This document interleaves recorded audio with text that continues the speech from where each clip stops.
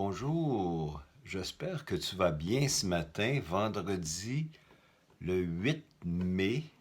Fait froid? Fait froid? Il y a une amie qui m'a envoyé une photo de Jonquière, il y avait de la neige à Jonquière, c'était incroyable, il y avait de la neige au sol, c'était blanc. Ils vont avoir de la misère à racler leur parterre aujourd'hui, je pense, moi, avec toute cette neige-là. Puis là, je regarde dehors, là, chez mes voisins, sur le dessus du garage, il y a de la glace. Je pourrais mettre mes patins et aller patiner. C'est incroyable. Bon, je prends un petit café au chaud au lieu de ça. Donc, dans notre série Contes et légendes ce matin,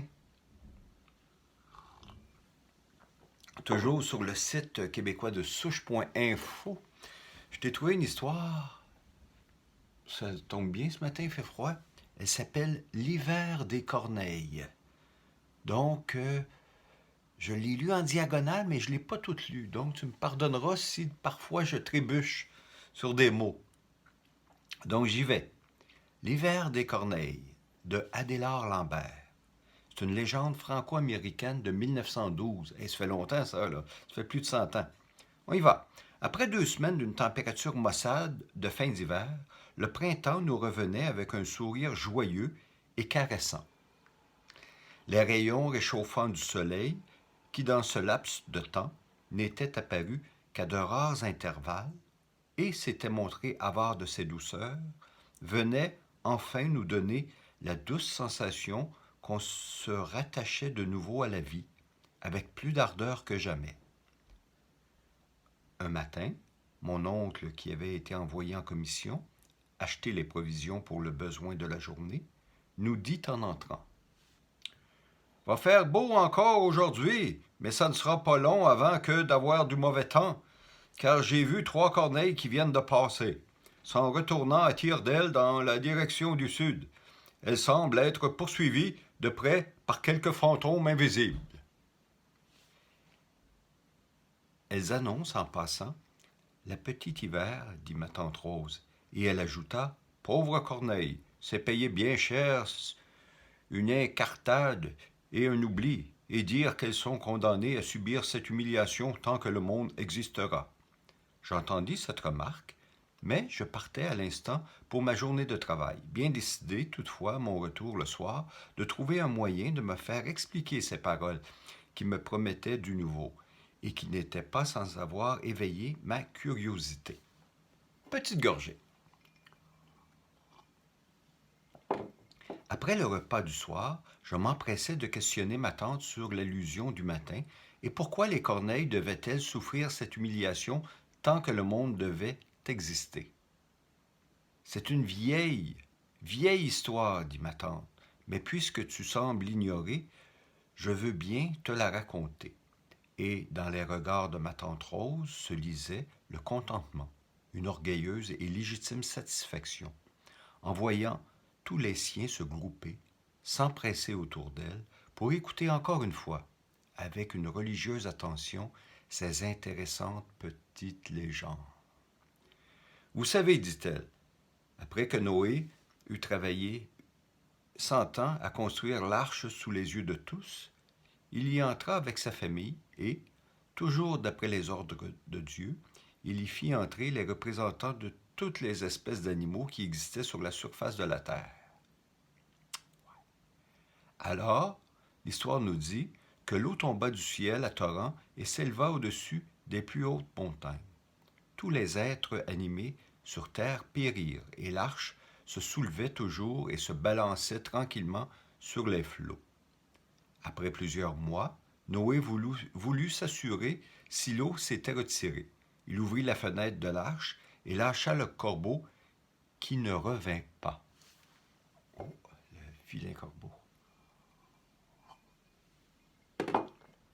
L'on assure qu'en écoutant que ses instincts sanguinaires, le malheureux corbeau s'acharnait à déchiqueter les corps morts qui flottaient ici et là sur la surface de l'eau. En 2 fois, Noé lâcha la colombe, qui revint la 2e fois, portant dans son bec un rameau d'olivier, annonçant aux habitants de l'arche que l'eau s'était enfin retirée. Noé bénit la colombe pour avoir été fidèle à sa mission, et la colombe fut et est encore aujourd'hui l'oiseau chéri et ami de tous. Il maudit le corbeau d'avoir manqué de lui faire rapport de l'avoir trompé. Bon.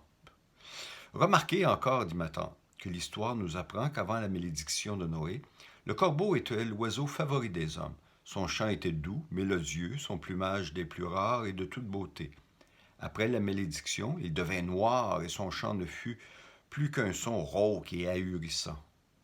Ouais, c'est vrai ça. Le lendemain, Noé fit sortir les animaux de l'arche, les faisant défiler devant lui.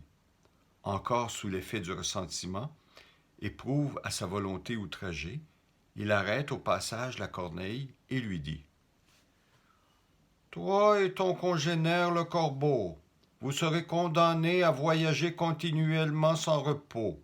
Vos goûts seront voraces et sanguinaires, vos voix et une suite de cris de lamentation. Les éléments mêmes se révolteront à votre approche et vous poursuivront de leur rigoureux courroux. » La corneille s'enfuit en poussant des cris lamentables, poursuivie pendant quelque temps par toute la gente ailée, et prit une direction isolée. Longtemps elle erra seule, abandonnée, cherchant à s'isoler de plus en plus de tout lieu qui lui représentait les charmes de la vie, se nourrissant de lambeaux de cadavres que les eaux avaient laissés ici et là en se retirant. Un jour, elle rencontra le corbeau, occupe à satisfaire ses goûts voraces en dépeçant le restant d'une carcasse d'un animal étendu sur le sol encore détrempé. Les deux oiseaux, se sachant pourchasser et n'attendant plus rien de l'amitié de l'homme, se lièrent de leur malheur et s'enfuirent, s'enfonçant toujours de plus en plus dans le vide, dans la direction du nord. Ouais, je vais me gratter l'œil si tu me permets. Je me suis lavé les mains avant, bien sûr, puis je prends une petite gorgée de café. Après plusieurs jours d'un voyage pénible, traînant le remords et la tristesse, ils arrivèrent dans un endroit où leur paraissait pour le mieux. À perte de vue s'étendaient des bois de pins et sapins verts gigantesques qui semblaient les inviter et leur offrir un refuge et tranquille contre tout ce qui existait dans le reste de la création. Le sol était couvert d'une mince couche de neige, comme une belle nappe blanche qui s'ajoutait au décor féerique de cette terre hospitalière. Comme à Jonquière ce matin, finalement. À de rares endroits, la terre perçait sous le travail des rayons d'un soleil ardent. Tout souriait à nos deux voyageurs égarés. Enfin, ils pensaient pouvoir vivre en paix, loin de tout voisinage de l'homme. L'histoire ne le dit pas, dit ma tante Rose, mais il est tout probable que ce lieu idéal devait être notre cher beau Québec. Le lendemain, de leur arrivée dans cet endroit charmant, de nos deux voyageurs éprouvèrent un réveil terrible, comme si l'apparition de ces deux intrus eût soulevé la nature entière dans ce lieu où quelques heures auparavant tout semblait respirer repos et tranquillité.